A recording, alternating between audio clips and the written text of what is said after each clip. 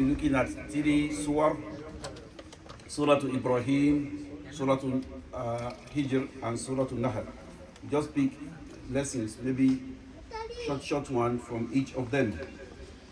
Surah to Ibrahim is a surah that is composed of lot of admonition from Allah subhanahu wa ta'ala. According to the name, it is named after our father, Prophet Ibrahim alayhi salatu wasalam. Allah subhanahu wa ta'ala says, Quran is revealed لِتُخْرِجَ النَّاسَ مِنَ الظُّلُمَاتِ إِلَى النُّورِ, to bring people out of darkness into light. بِإِذْنِ رَبِّهِمْ, with the permission of your Lord. That means the Quran cannot take you out of darkness except if Allah wills. So the fact that somebody is a Muslim doesn't mean he's going to benefit from the Quran. No. So the only people that will benefit from the Quran are those Allah subhanahu wa ta'ala wills to be able to leave darkness into light and to be guided to the path of Allah. So that is the verse 1 of that chapter. That's chapter 14, Surah to Ibrahim. I may not be able to touch everything, like I said, due to time. So, but let me touch these two verses before I go to Surah Al-Hijr. The first one is verse 22 of Surah to Ibrahim. What is going to happen on the day of judgment? Listen, this is a prophecy from Allah to our Prophet, and He told us in the Quran. On the day of judgment, those who follow Shaitan, when they are in hellfire, when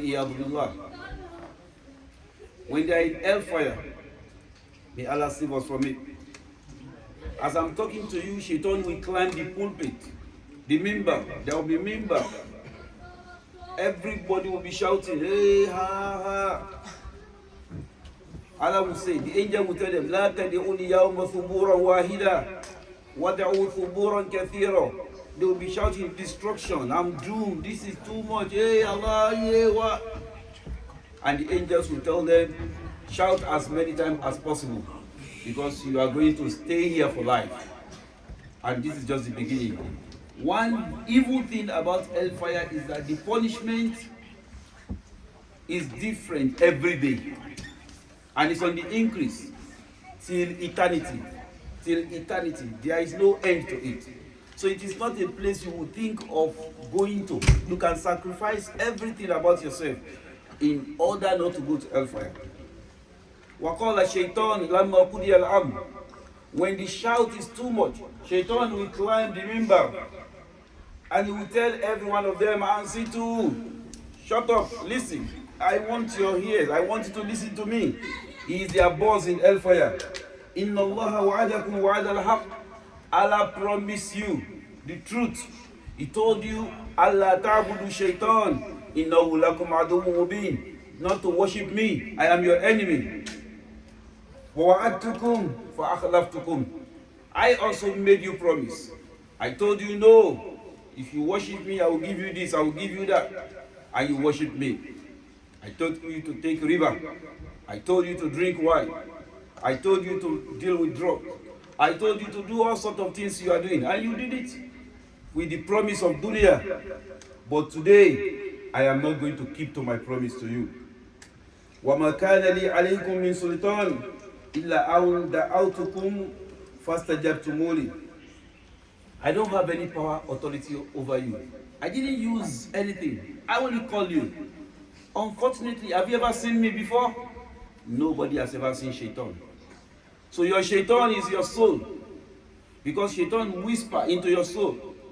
Allah says, الَّذِي يُوَسْوِسُ فِي صُدُورِ النَّاسِ مِنَ الْجِنَّةِ وَالنَّاسِ. Shaitan whispers to you through your soul.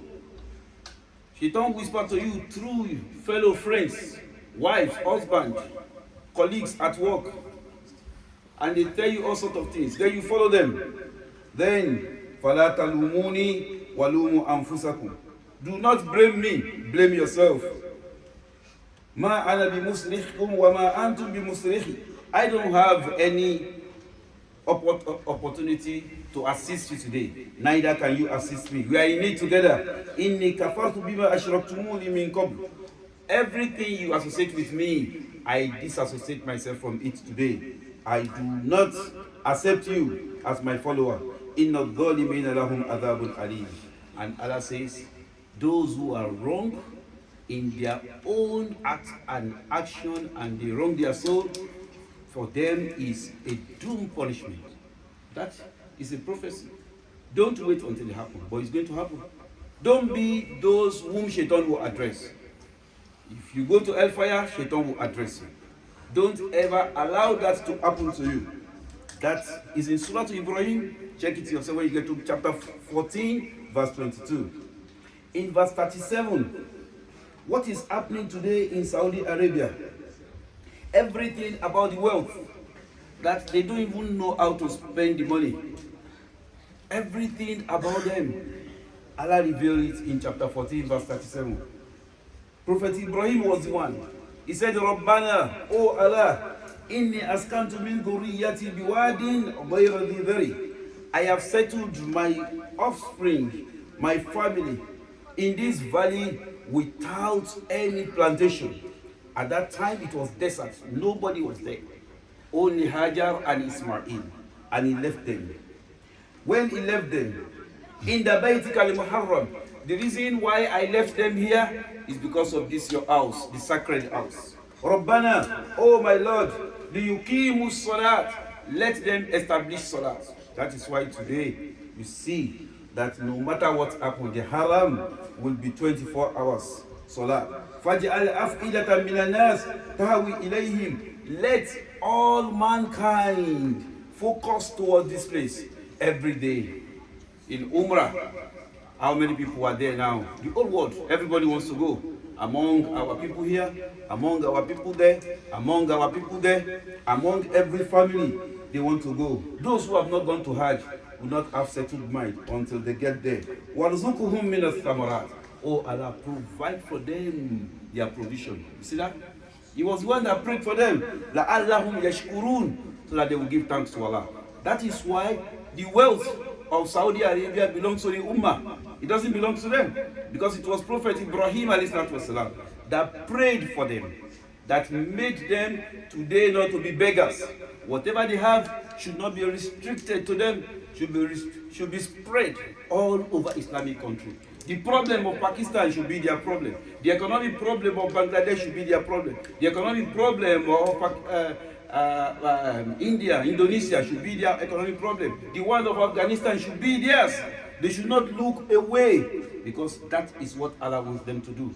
And that was why, just of recent, when earthquake happened in Turkey, the whole world eulogized Saudi Arabia for what they did by giving up to 5 billion into the stock market of Turkey. That is a welcome idea. That is what is expected of a country that is eating from the fruit and the dua of Prophet Ibrahim alayhi salatu wasalam. Prophet Muhammad said, "Ana da'watu min Abi Ibrahim." I came from Mecca not because of anything, but because of the prayer of my father Ibrahim alayhi salatu wasalam. That is Surah to Ibrahim. When we move to Surah to Nal, so many lessons that Allah subhanahu wa ta'ala wants us to learn from. Starting Surah to Hijri, that's chapter 15. One of it is the issue of Quranic memorization. Chapter 15, verse 9. Inna nahnu nazzalna dhikra wa inna lahu lahafidhun. We reveal the Quran and we are going to protect it.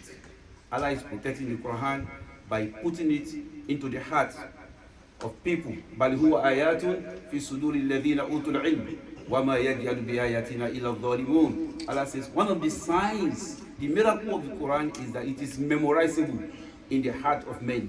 You see everybody memorizing the Quran now. Is Allah subhanahu wa ta'ala. It's a way of protecting the Quran.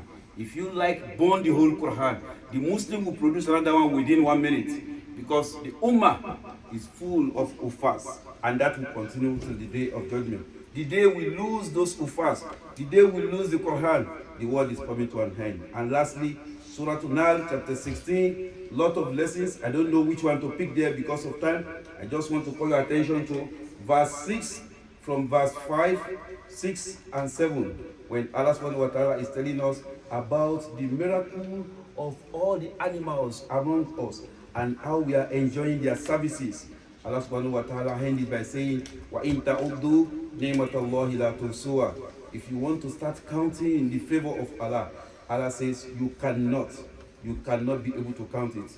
But human beings are very ungrateful to Allah.